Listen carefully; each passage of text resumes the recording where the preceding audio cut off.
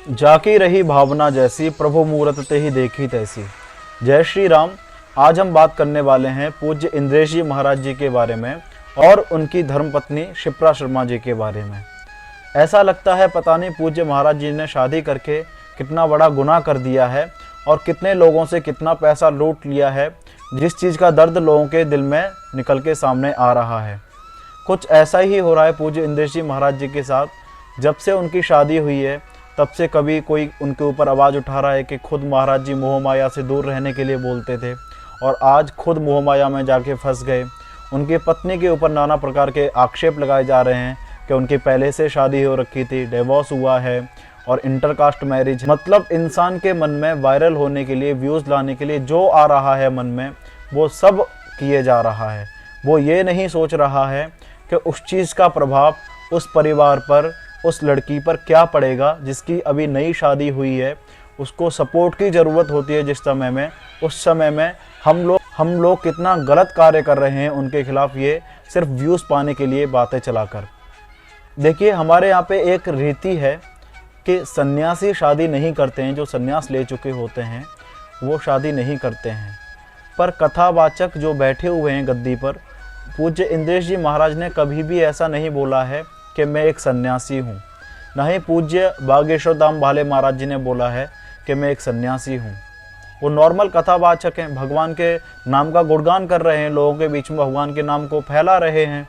इसके अतिरिक्त तो उन्होंने कभी ये तो नहीं बोला कि मैं सन्यासी हूँ।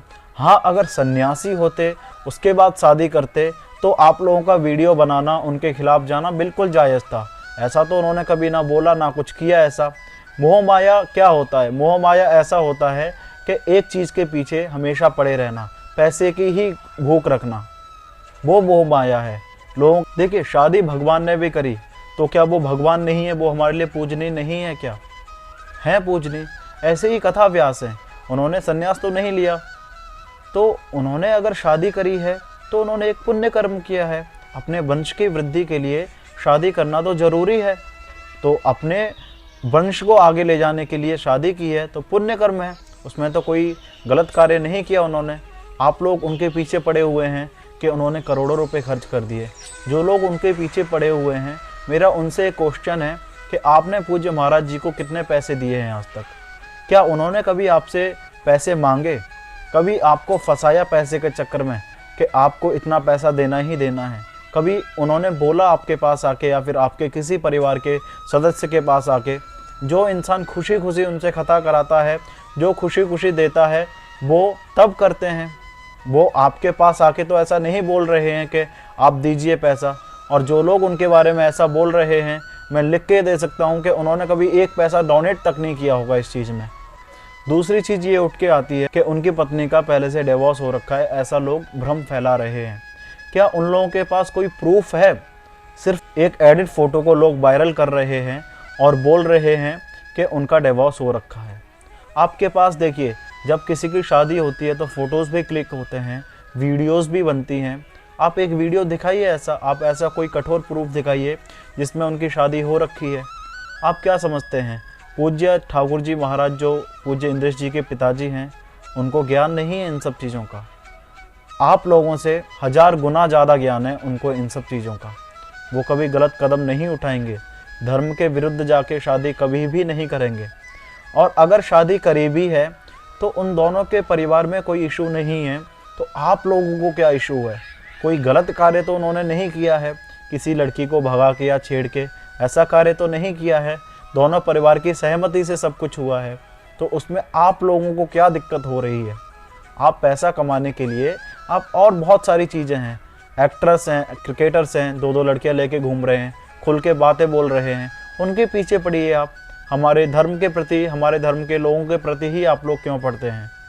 आप लोगों ने एक बार भी वो वीडियो बनाई जिसमें एक लड़का गाय माता को नॉनवेज मोमोज खिला रहा है? नहीं बनाई आपने, क्योंकि वहाँ से तो आपको फंडिंग होती है, उसके विरुद्ध आप कैसे जा सकते हैं? कोई भी ऐसा कर्म मत कीजिए कि जिससे किसी को हर्ट हो। आपके घर में भी माँ बहन है, उनका जितना सम्मान करते हैं ऐसे ही दूसरे की स्त्री का और दूसरे की माँ बहन का सम्मान करना सीखिए। पैसा तो भगवान आपको कहीं से भी देंगे अगर आप अच्छा कर्म करेंगे। और आज आपकी स्थिति इसलिए ये है क्योंकि आप दूसरों के प्रति नेगेटिव थिंकिंग रखते हैं।